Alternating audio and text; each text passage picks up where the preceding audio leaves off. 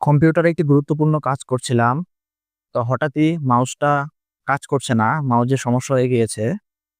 তো জরুরি কাজটা সেরে নেওয়ার জন্য একটা শর্টকাট পদ্ধতি হচ্ছে হ্যাঁ, কিবোর্ডের শিফট বাটন এবং অল্টার বাটন একসাথে চেপে ধরে রেখে নাম্বার প্লেট থেকে নাম্বার লক বাটনটি প্রেস করতে হবে।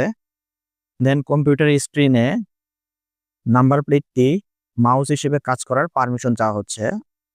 তারপর এন্টার প্রেস করলেই নাম্বার প্লেটটি মাউস হিসেবে কাজ করবে। নাম্বার প্লেটের 8 বাটনটি কাজ করবে কার্সারটি উপরের দিকে নেওয়ার জন্য এবং 2 বাটনটি কাজ করবে কার্সারটি নিচের দিকে নেওয়ার জন্য। 4 এবং 6 বাটনটি কাজ করবে কার্সারটি বাম এবং ডান দিকে নেওয়ার জন্য। আর কোনো ফোল্ডারে প্রবেশ করতে চাইলে আমরা মাউসের লেফট ক্লিক হিসেবে 5 প্রেস করব। দেন অ্যারো চিহ্নগুলো ইউজ করে ওপেন করতে পারবো। তো এইভাবেই শর্টকাটে মাউসের বিকল্প হিসেবে জরুরি মুহূর্তে কিবোর্ডের নাম্বার প্লেটটি মাউস হিসেবে ব্যবহার করা যেতে পারে।